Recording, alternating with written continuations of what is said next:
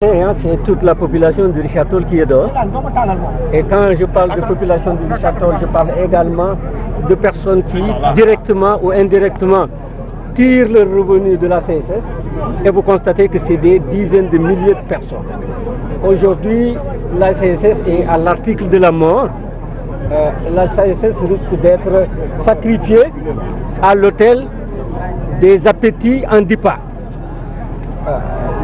Personne ne connaissait ce que c'est une DIPA il y a 3-4 ans de cela, mais aujourd'hui tous les Sénégalais le savent, puisqu'en réalité la DIPA est devenue une monnaie fiduciaire qui peut rendre riche, et partout où il y a argent, il y a appétit.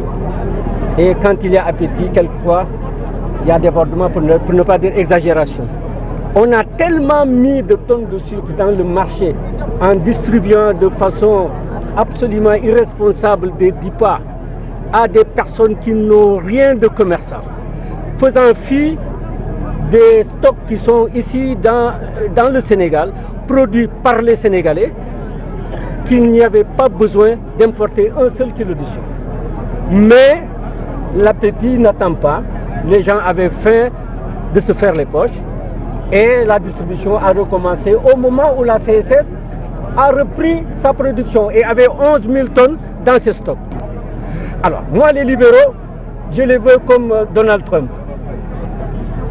Vous dites America First. Je m'attendais à ce que les libéraux au pouvoir puissent dire Sénégal First. Mais ce que nous constatons, c'est Sénégal Out et les Banabana First.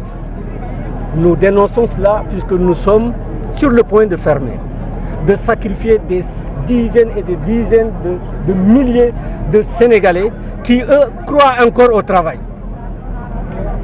Nous sommes des citoyens, nous sommes des électeurs et nous nous faisons entendre auprès du chef de l'État, puisque peut-être certainement l'appréciation qu'il a de cette situation est insuffisante ou biaisée.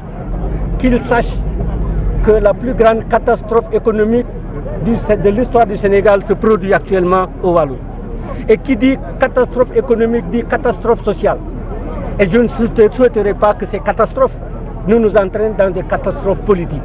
Donc pendant qu'il est temps qu'on privilégie l'intérêt général sur les intérêts particuliers et qu'on laisse le soin aux honnêtes gens qui ont encore croyance au travail de gagner leur pain à la sueur de leur front. Tapale Bibarina. Voilà. Monsieur Lamotte, que répondez-vous à ceux qui disent que la CSS veut simplement s'approprier les 30 000 tonnes de sucre à importer? Monsieur, nous vous amènerons dans les magasins de la CSS et vous constaterez de vous-même les tonnages qui sont actuellement là-bas en souffrance. Nous n'avons pas besoin d'importer. Nous voulons gagner notre vie à partir de notre propre production. Qu'on arrête de gêner notre production, qu'on arrête de nous empêcher de vendre. Ensuite, quand il y aura un gap, et c'est ça qui était les règles du jeu, quand il y a un gap, on définit clairement le gap et on dit, monsieur les commerçants, prenez le gap si vous voulez. Mais je dois dire que dans d'autres pays qui se respectent et qui se développent, même s'il y a un gap en Côte d'Ivoire, je veux dire, c'est l'industriel qui a produit, qui assume le gap et qui l'importe, pour qu'il n'y ait pas de débordement, pour qu'il n'y ait pas sur-offre sur le marché. On ne leur demande même pas de faire comme la Côte d'Ivoire, mais on leur demande simplement de respecter nos droits. Quand nous produisons 150 000 tonnes, qu'on nous donne les conditions d'écouler 150 000 tonnes. Après, ils feront ce qu'ils voudront. C'est tout ce que l'on demande. On ne demande pas autre chose. On ne se bat pas contre des commerçants. La CSS, c'est des milliards d'investissements.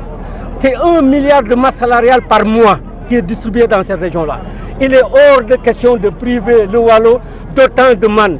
Toutes ces boutiques qui sont là, toutes ces banques qui sont là, c'est à partir des salaires versés par la CSS. Le jour où celle-là va fermer, ce sera l'agriculture out. Nous faisons 2 milliards par année pour le compte des agriculteurs qui ont l'eau gratuitement.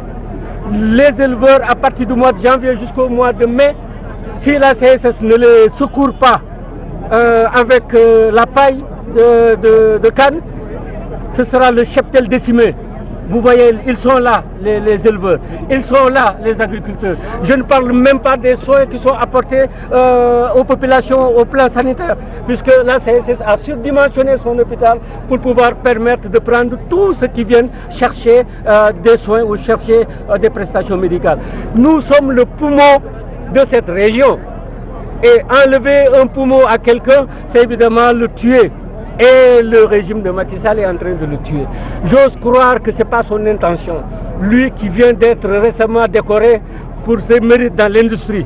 Je pense que c'est le meilleur signal qu'il puisse donner pour justifier ce prix, de dire écoutez, effectivement, les importations sont en train de tuer la CSS. Et tuer la CSS, c'est tuer le département de Dagana et certainement la région de Saint-Louis.